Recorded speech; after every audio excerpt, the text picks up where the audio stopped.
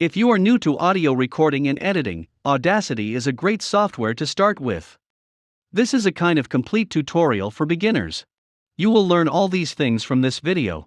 To get the most out of this tutorial, please install Audacity on your system and practice along. From time to time, you will see quizzes like this to check your understanding of the topic. We will first start with how to record audio in Audacity. Do not get confused with this interface. This is the most simple interface you will ever see in an audio editor. Soon it will make sense, and you will become comfortable using it. You have to select a microphone for audio recording. If you have connected the microphone, but do not see that one in this list, you have to scan it. Go to Transport, then rescan audio devices. If you have connected the microphone while Audacity was open, it does not appear. Rescanning solves that issue. Sometimes you may want to listen through headphones while you are recording. To enable that, go to Transport Options and click on Software Playthrough. When it is on, a tick mark appears before it. No tick mark now means it is off. I do not need to enable that option right now, so keeping it as it is. I will rescan audio devices to find my microphone in the list. Scarlett 2i2 USB now appears in the list. Any microphone you connect to your device will be listed here. After selecting the microphone, you may choose a recording channel. For voiceover or podcasts, mono is fine. If you need to add separate effects on the left and right channels, you can choose stereo. For example, if you are producing music, you may add separate effects in the left and right channels for a great listening experience. I will choose mono as I am recording a voiceover. You can choose an output device for audio playback from this list. A very important setting for audio recording is the recording volume, and you may adjust that here. Recording volume should be set in a way so that the peak volume during recording remains around -12 dB in this playback meter. Keep in mind, the peak should be around -12 dB, and any spoken words should be above -24, and preferably around -18. There are some reasons why the recording should be around that level, and I will explain as I progress through this tutorial. You may notice, I am not able to adjust this recording volume slider. The reason is, my recording device is Scarlett 2i2, which is actually an audio interface. It has its own volume control in the device and works directly with that volume control. When I switch to Scarlett 2i2, input control is disabled from the system. Scarlett 2i2 is a pretty popular audio interface, hence I am explaining these details. If I switch to the built-in microphone, I will be able to adjust the recording volume. The main point is you have to adjust volume control in a way so that you can hit the recording meter at the desired level. If the device allows volume control of recording in Audacity, you can adjust in Audacity or follow that device's guidelines. Next is the project rate, though I will not change it. Still, it is important to understand something about project rate. All the CDs or MP3s have a 44.1 kHz project rate. So you know how amazing audio quality you get with that project rate. A higher project rate means more details of the audio are captured. Though our ears cannot differentiate those details, and for voiceover, there is no reason to go over 48 kHz. The bottom line is, if you do not know why you need a higher project rate, stick to 44.1 kHz. When you are new to audio recording and editing, you may have the wrong idea that a higher project rate will give better audio. That is not true, and your audio size will become unnecessarily bigger with a higher project rate. After all these things are in place, click the red record button. Recording started in a track and the timeline is progressing as I continue to record. What you are seeing in the timeline is the waveform. It is possible to record multiple tracks in Audacity and edit those tracks. I will come to the point later. To stop the recording, press the stop icon. After you finish your recording, it is better to save the project. Go to File and then Save Project. Keep in mind, saving a project is not the same as exporting audio. By exporting audio, you get a playable MP3 or WAV file, whereas saving the project is for Audacity only. Audacity shows what I just said as a warning. Choose the location where you want to save the project and give it a name. Notice the file type is OP3, which is only recognizable with Audacity. Once you save an Audacity project, you can reopen from the last saved point. I close Audacity and will open it again.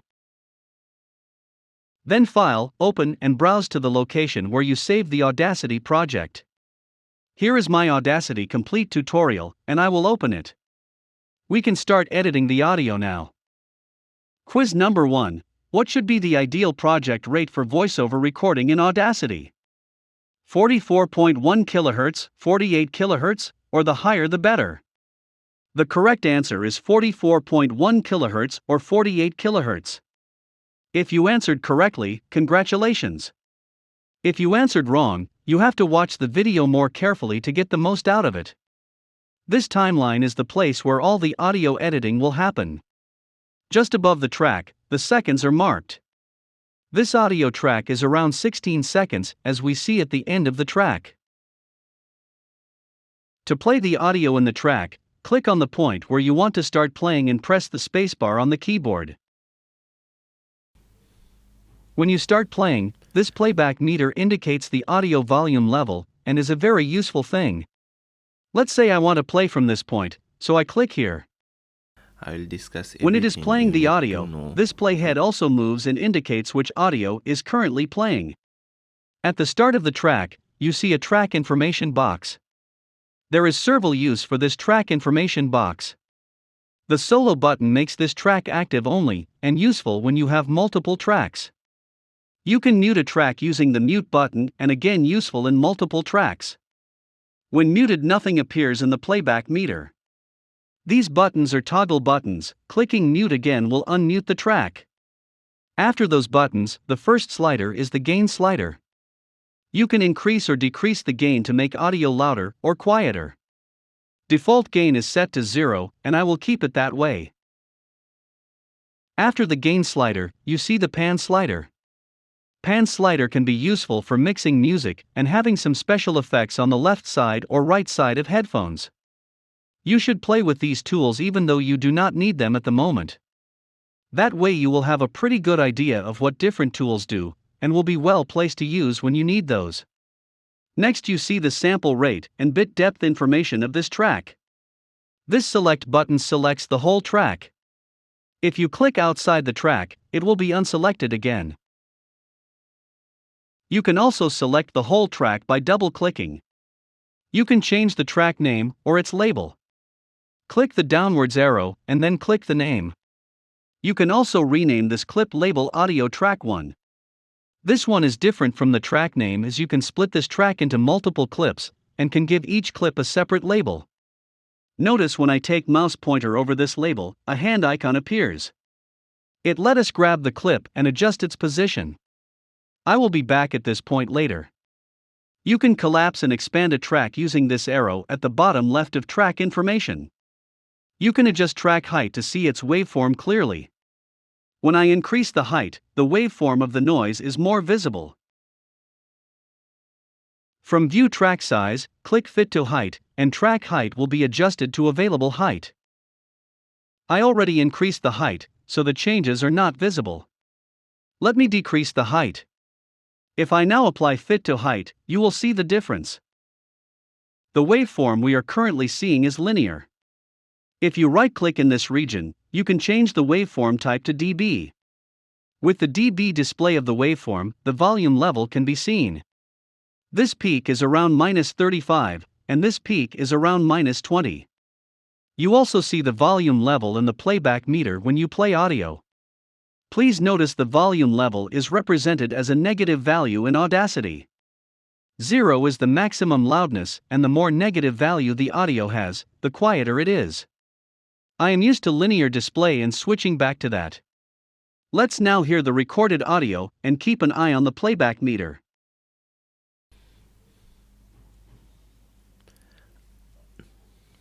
I am recording this for the complete Audacity tutorial. I will discuss everything you need to know to start audio editing and recording. The spoken words are crossing -18 most of the time, and that is a good recording level to have. Though we have some noise in the recording which we will take care of eventually. Keep in mind, a good difference between noise level and spoken words makes editing easier in post-production. Quiz time: which audio level is louder? 0 dB or minus 12 dB? The correct answer is 0 dB. Let's now talk about these toolbars a bit. These toolbars can be dragged and rearranged in different positions. Drag it and the new position will be indicated by this black arrow. Some toolbars like the playback meters also can be adjusted in length. The default playback meter has a gap of 6, but if you make it bigger the gap will be 3. It is up to you how you feel comfortable with the toolbar's size and placement. You can show or hide a toolbar from View Toolbars. For example, to get the Scrub toolbar, click on it. The Scrub toolbar appears here. You can hide a toolbar in the same way.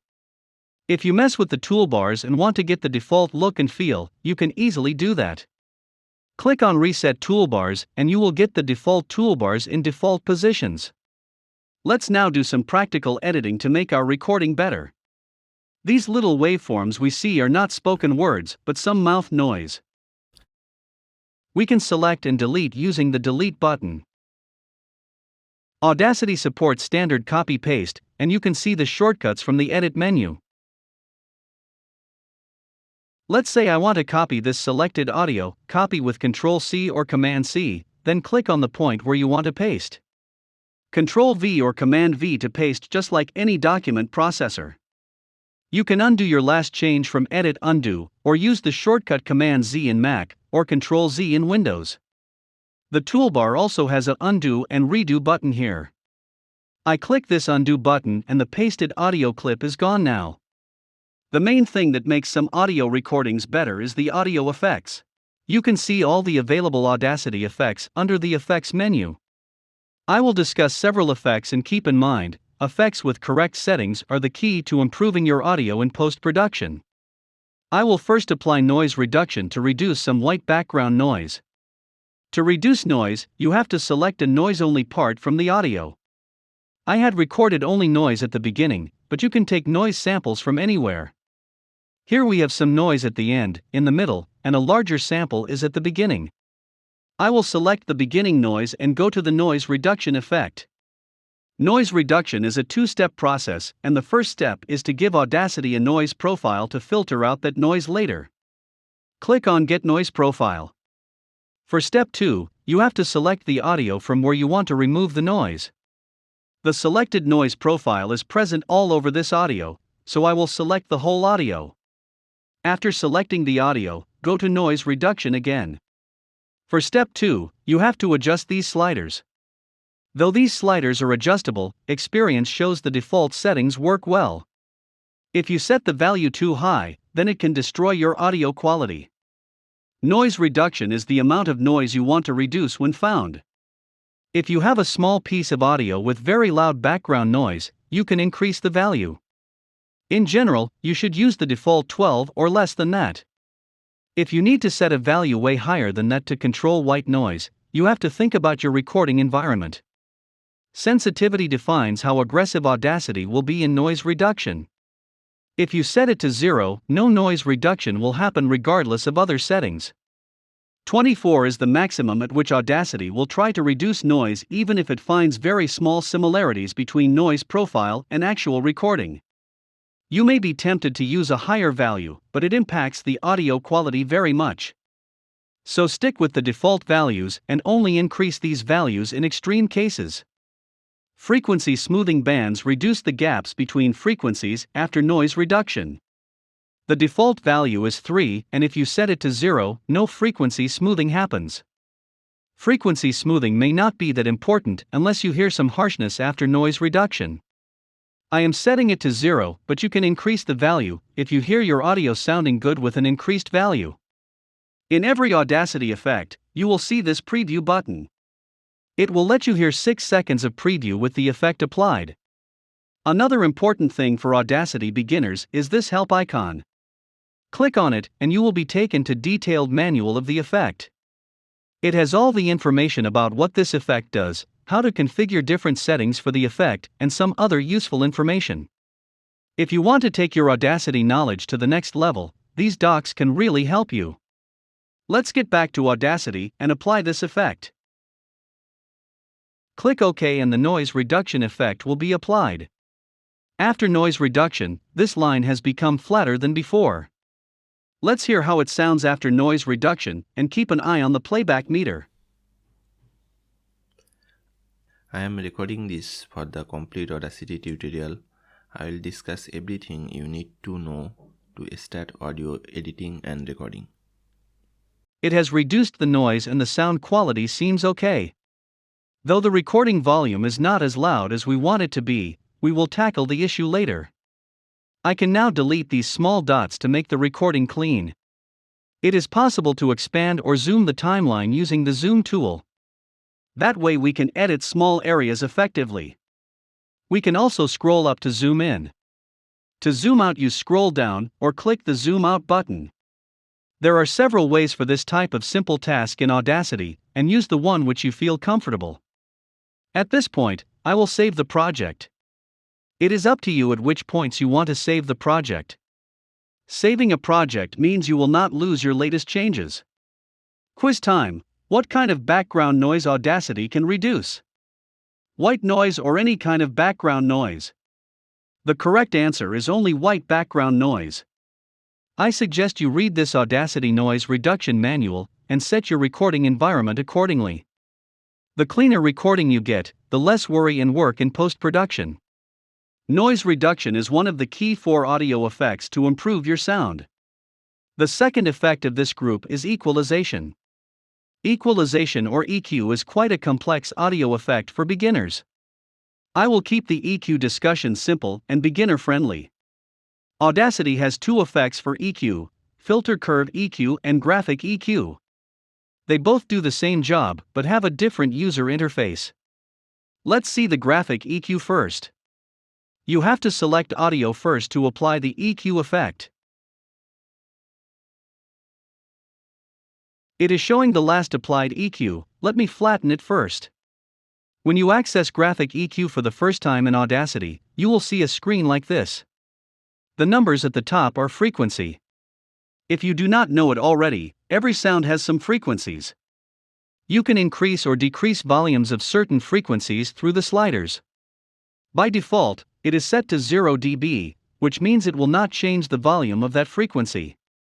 If I move the slider up and mouse over, we can see a 4 dB boost is applied to 31 Hz. This way you can increase or decrease the volume of a particular frequency using graphic EQ. To reset changes you make on these sliders, click the flatten button. Like every other effect in Audacity, you will see details docs on the help icon. I do not use graphic EQ for equalization as filter curve EQ has a bit more flexibility. Let's see filter curve EQ. Flatten will also reset the graph here. On x-axis we see the frequencies and on y-axis we can adjust boost or cut in volume for a frequency. This green line can be adjusted to set the boost and cut. If I boost every frequency, then it just acts as volume increases. So how do we know which frequency to boost or cut? Well, there is no definitive answer to this question, but we can follow some guidelines. Audacity helps you to get started with some factory presets. Here you can see some preset whose name indicates what it does, like AM radio or telephone. You can also make your own preset, save, and available later through user presets. Let's apply a factory preset and try to understand what it is doing. I will choose the telephone as it is quite interesting.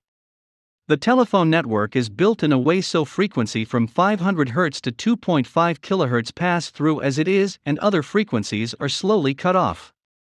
If I now apply this preset, my recorded voice will sound like I am talking over the phone. I am recording this for the complete Audacity tutorial. I will discuss everything you need. So that's how my recording sounds when frequencies of phone network is preserved and other frequencies are cut off. Let's now see what kind of EQ we should do for voiceover. You can undo any applied effects in the current session from history. Here you can see filter curve EQ as applied effect, and I can go back just before that effect. You may be wondering, where is the noise reduction effect I applied before? Audacity history is only available on the current session, which means if you close Audacity, history will be gone. I closed Audacity after noise reduction, so that history is not available anymore. Now I am back before the telephone effect EQ, and will apply proper effects for voiceover. The first EQ you should apply to voiceover is the low roll-off for speech. In this EQ, frequencies less than 100 Hz is slowly cut off, and there is a reason for that. For human voice, fundamental frequency starts with 85 Hz for men and 165 Hz for women.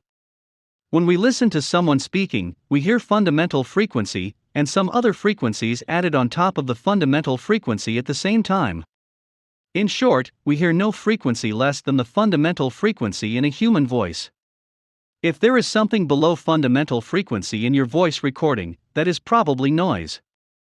Low roll-off for speech can cut down those low-frequency noises if there are any. Though roll-off for speech starts rolling off from 100 Hz, you can adjust to around 80 Hz, so that no fundamental frequency is cut off. Notice there is a bright and thin green line here, which indicates the actual cutoff line. Audacity cannot change frequency volume suddenly, it has to be in sync with the adjacent frequencies. This green line shows how close Audacity can apply your EQ. You can adjust these vertical sliders to get a better view of the graph.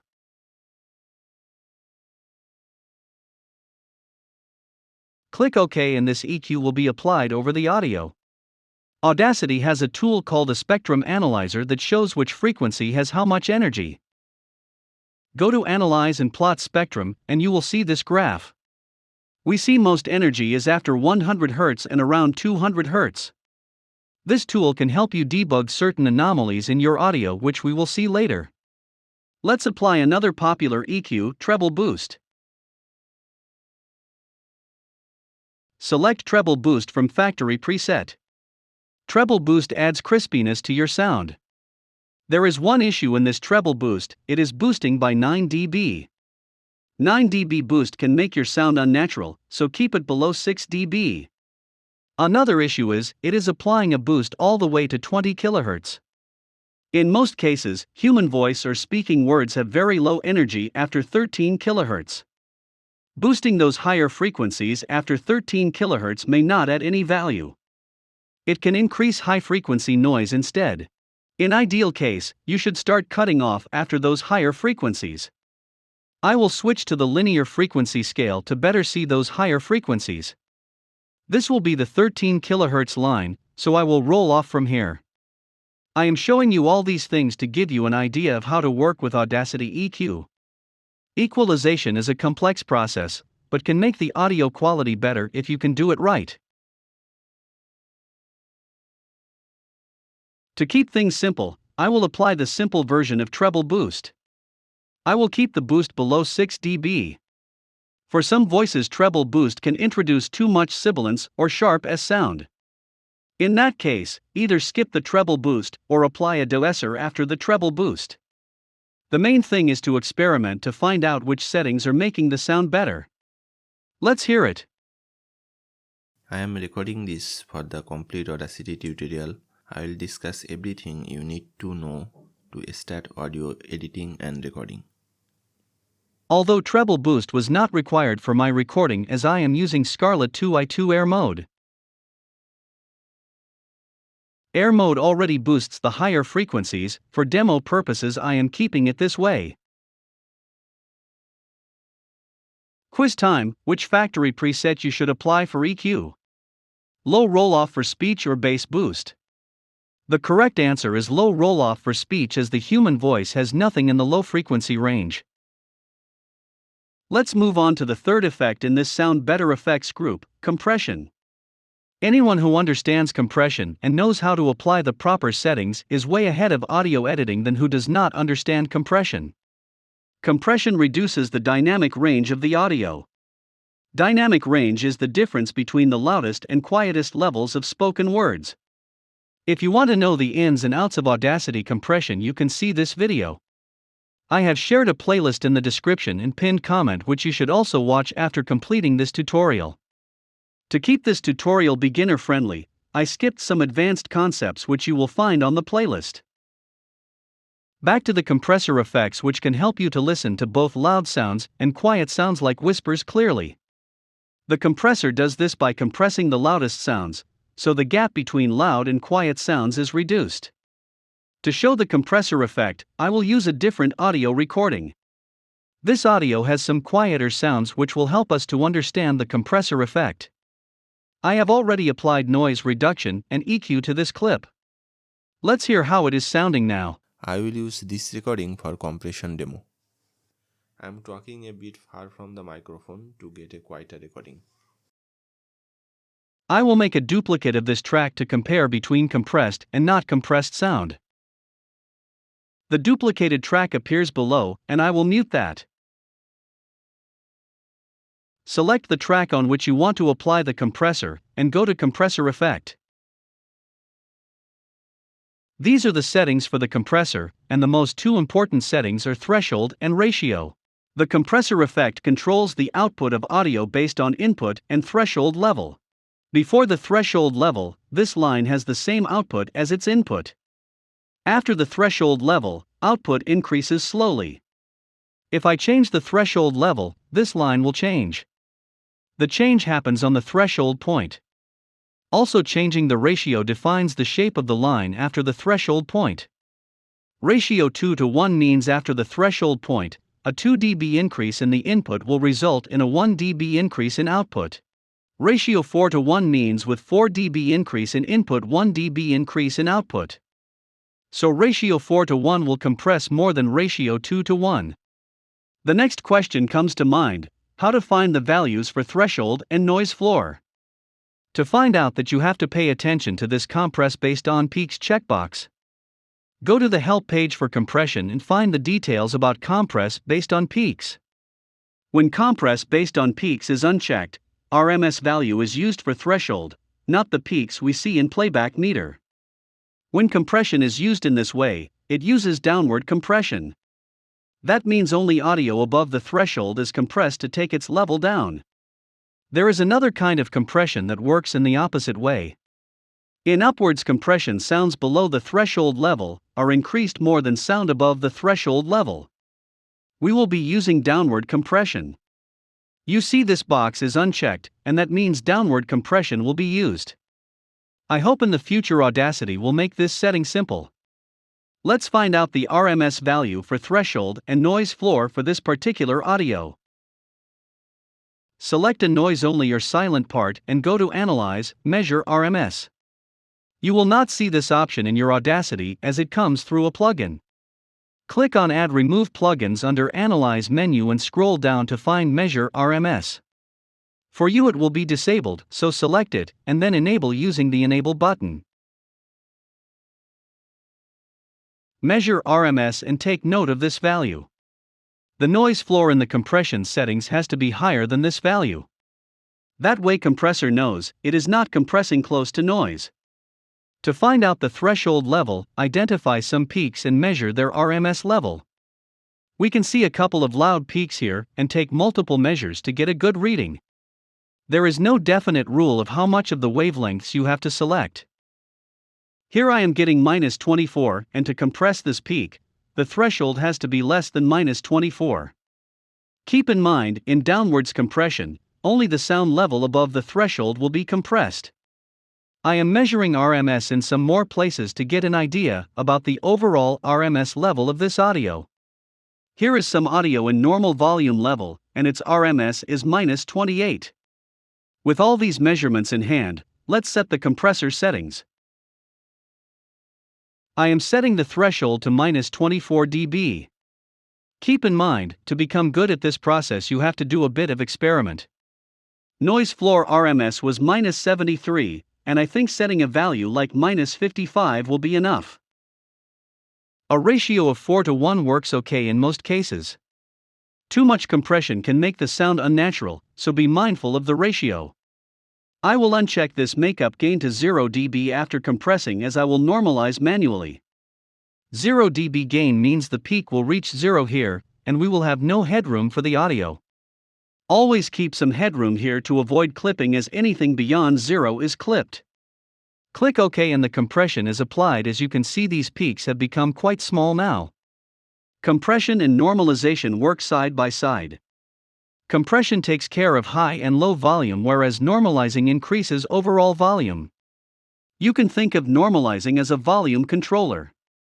When you normalize, everything increases or decreases in the same amount. In Normalize settings, you will see this Remove DC Offset checkbox, which should be checked. Though modern recording devices normally do not have DC offset issues, keeping this checked will do no harm. This input box sets the peak amplitude of the audio. The loudest part will reach this level, and other parts will increase in the same amount as the loudest part. -1 dB means peak will reach here in the playback meter. Let's assume the loudest peak before Normalize was -12 dB. If you set the peak amplitude as -1, there will be an 11 dB increase. So if any part of the audio was -20 before normalizing, it will become -9 dB after normalizing. This calculation also applied to the noise level. After normalizing, you may see the noise is back again in your audio. If noise is at a disturbing level, you have to apply noise reduction again. I will set peak amplitude to -3 to have some headroom here. If the platform into which you are submitting your audio does some processing after you submit, this headroom will prevent the clipping. I will click OK and this audio will be normalized. I will apply the same normalization to this not compressed audio track.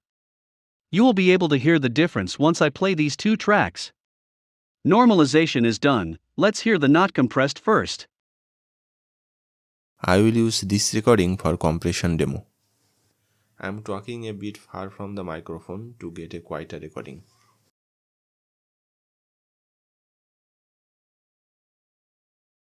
I will use this recording for compression demo. I am talking a bit far from the microphone to get a quieter recording. There was quite a difference between the quietest parts. Let's hear those parts again. I am talking a bit far from the microphone to get a quieter recording. I am talking a bit far from the microphone to get a quieter recording. You now have learned these 4 key effects to improve most of the audio. A small quiz: to what value should we normalize? 0 or -3 dB? I am not giving the correct answer here, instead you can write in the comment. I will upvote and heart right answered comments. Let's now see a bit about some of these toolbars in Audacity. I will rearrange some of these toolbars for better usability. Feel free to rearrange these toolbars in the position you are comfortable with. You can silence any parts of the audio in Audacity. Select the part you want to silence and click this tool. I had selected a noise-only part, but it can be any audio. Select the audio and click the Silence Audio Selection button. I undo it. It is also possible to do the opposite, keeping only the selected part and silencing everything. You will get that through the Trim Audio outside the Selection button. Let's undo this and see the loop function. To play a part in a loop, select that part and click the loop button. The loop will be played over and over until you stop it. Though it looks like the loop is not very useful yet, as Audacity does not support live editing. Live editing means you will be able to hear the sound as you adjust the settings. Many paid audio editing software supports that, and I hope in the future Audacity will go to that level. Nonetheless, Audacity is excellent free software, especially when you know which correct settings to apply. Let's talk about this tool's toolbar. It is quite handy for some use cases. By default, the selection tool is selected, which is denoted by a here and in the pressed position. Besides the selection tool, you see the envelope tool. The envelope tool creates an amplitude envelope that can adjust volumes. Click on 2 points, and that will isolate those parts of the audio. Now you can drag to adjust the volume between those points. When you have selected the envelope tool, the selection tool is disabled. If I click at any point to move the playhead, the envelope tool creates another set of control points. You have to select the selection tool and you can click on the timeline to set the playhead position. I will use this recording for compression demo. The envelope tool is useful in controlling the volume of small parts of the audio where you need to increase or decrease in volume.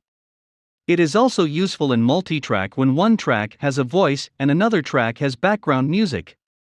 You can decrease the volume of background music while there are some talks on the voice track. If you want both the selection tool and envelope tool at the same time, you can use the multi-tool. When you have multi-tool active and click on the waveform, the selection tool will work. If you click on the envelope line, then the envelope tool will be active. You can create as many control points in the envelope as you want. If you mess up your waveform while working with the envelope tool, don't worry. You can undo changes to the envelope through history. Here all the envelope adjustments are listed, and I will undo all the envelope changes. In the Tools toolbar, 5 tools are present and one spot seems empty. In previous versions of Audacity, there was a tool named Timeshift tool. Audacity now provides that function in a bit different way. You can split any track at a point by clicking there, and then go to Edit, Clip Boundaries, and Split. A bold vertical line appears, and now you can shift the clips. You can do this as many times as you want. Click at the point and press Command-I in Mac or Control-I in Windows to make a split. When the split is done, you can shift and trim the clips. Audacity trimming is non-destructive.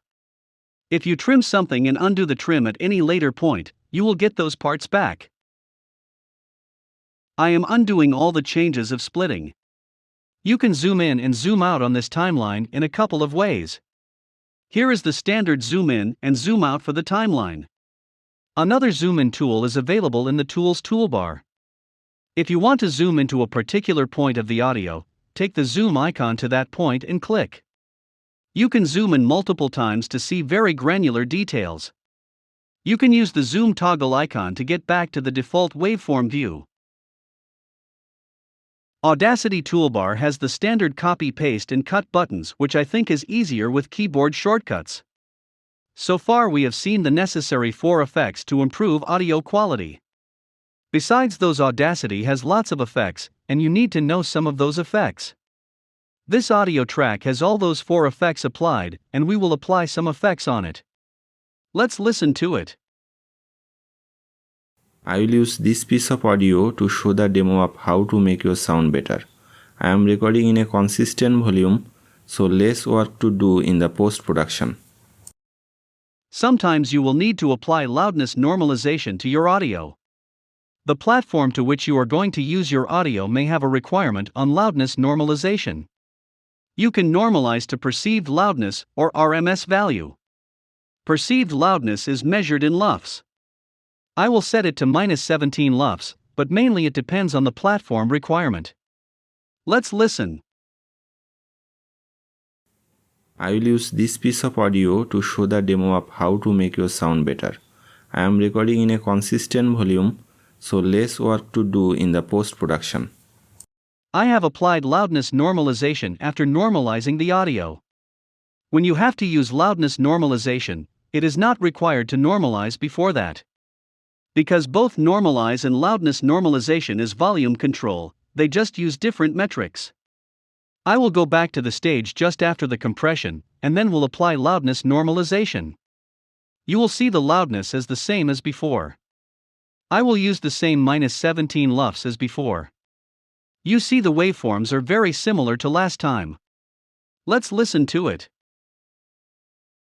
I will use this piece of audio to show the demo of how to make your sound better. It is the same as before where I applied both normalize effects and loudness normalization. The simplest effect in Audacity is fade in, which requires no settings. Select the parts to fade in and click fade in from effects. Fade in means will start slowly and increase gradually, and that we see in the waveform. Fade out works in a similar way, select a part and fade out. Normally fade in is done at the start of audio and fade out is done at the end of the audio.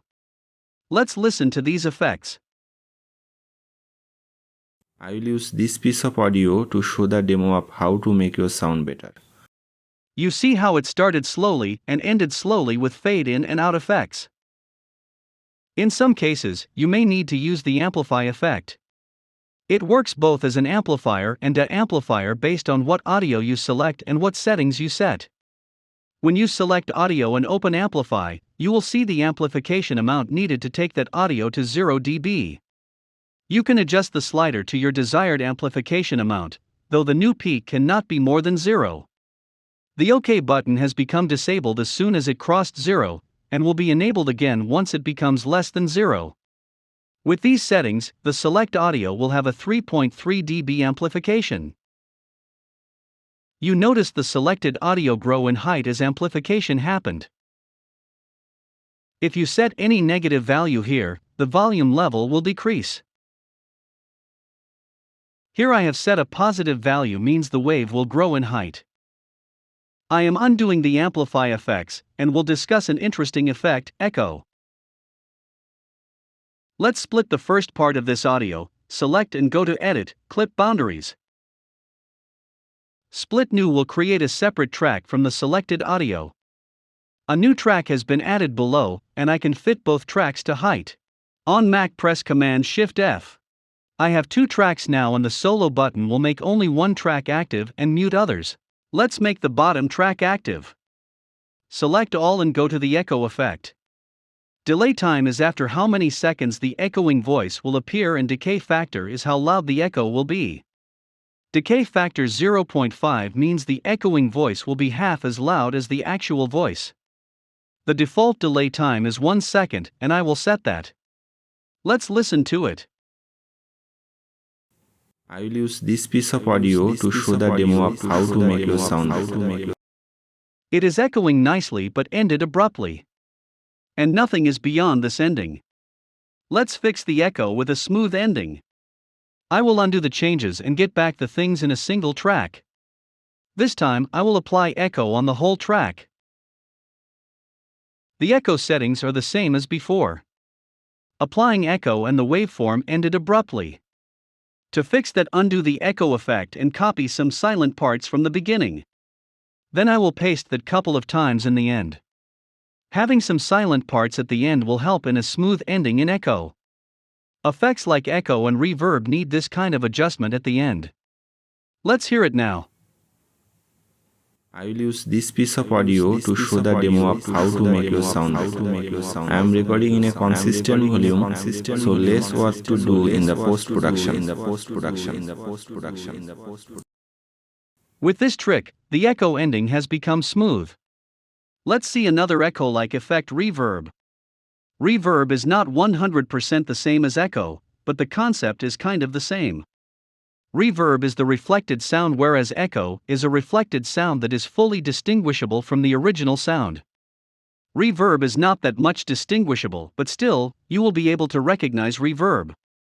There is quite some factory presets for reverb, and check those to get a better understanding of what each preset does. Let's check the large room effect. Quite some fields in the reverb settings, and you can change and see how the sound changes. Let's apply the default settings for a large room. The shape of the waveform changed quite a bit. Let's hear it. I will use this piece of audio to show the demo of how to make your sound better. I am recording in a consistent volume, so less work to do in the post-production. It sounds totally different in a large room. Let's change to have the reverb of a bathroom.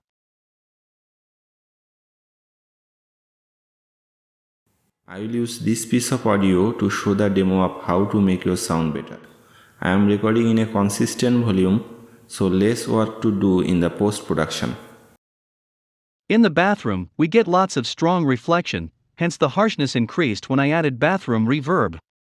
At some point in your audio editing journey, you will think of brightening or damping a voice a bit, and these vocal presets can be a starting point. Let's now see some fun effects like changing speed or changing tempo. You can move this slider to the right for faster playback and to the left for a slower playback. Let's hear it. I will use this piece of audio to show the demo of how to make your sound better. I am recording in a consistent volume, so less work to do in the post-production. It sounds quite funny. Like changing speed, you can also change pitch and tempo. Let's check the change tempo effect. I suggest you play around with these settings and see how it is affecting the sound.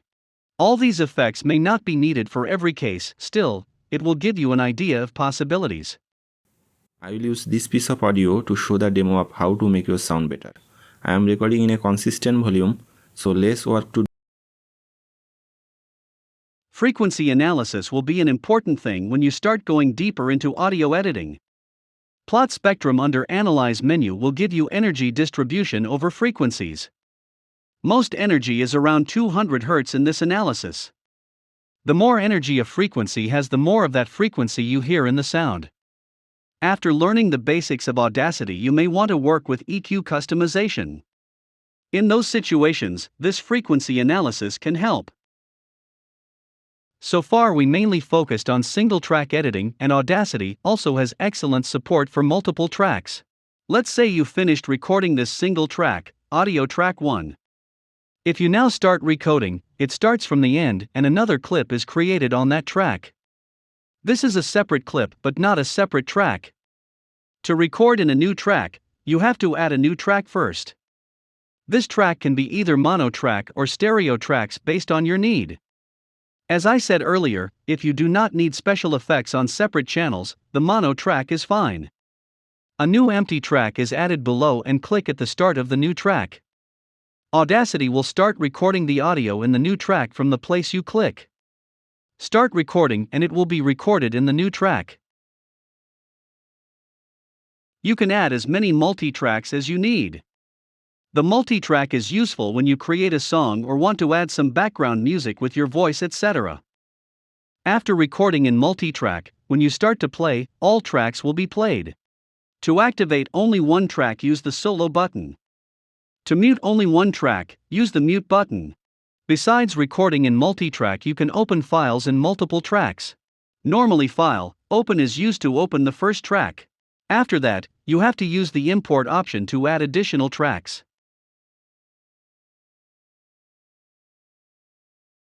You can add as many tracks as you want. Standard tools will work on all the tracks at the same time, for example, the zoom in tool. Timeline of all tracks has been expanded. You can edit each track separately and then mix. To mix all the tracks, select all the tracks by Command A or Control A, and then go to the Tracks menu. Here you can mix and render to get a single track, or you can keep other tracks and mix in a completely separate track. Let's see mix and render first. A track named mix is created from all the tracks. You can keep other tracks and create the mix in a new track. To do that, select all the tracks and choose mix and render to new track. The track mix is created at the bottom. After you complete editing the tracks, it's time to export those as playable audio files. From the file, go to Export and then choose how you want to export. If you want to export multiple tracks at a time, choose Export Multiple. You can choose where you want to save the files and which format the audio file will be. I have chosen WAV. You can set metadata tags for the files. I will keep the defaults and proceed. So 4 files were exported successfully, and you can see where the files are. Let's say you have only one track. I will close others. Exporting this track is the same as before.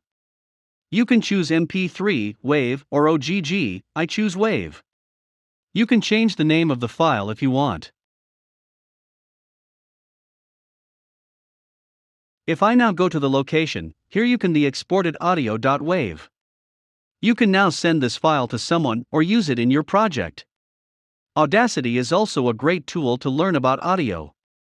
In your audio editing journey, you may need to use a spectrogram view of the waves.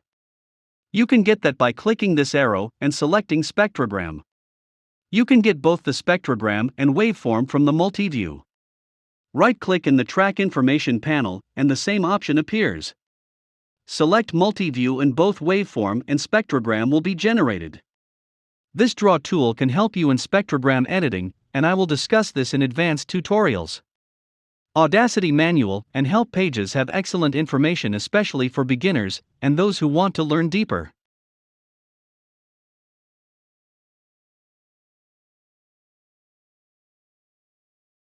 In this manual, you will find a visual representation and information of the Audacity interface. The areas are numbered and you see details of each area. Even you can click inside the image, and you will get to the details information page of that area. Audacity has support for plugins in many cases. Like tools or effects, or in the case of analyzing audio, you can find some helpful plugins and use those. These plugins enhance Audacity's functionality. If you need to change the preference of Audacity, you can do this here. You can browse through these and see what are the default settings. If you want to know some concepts in detail, I have compiled a playlist for you. You will get the playlist at the description and pinned comment. You can start watching those or save them to watch those later. If you have any questions or suggestions, please let me know in the comment. Thanks for watching and see you next.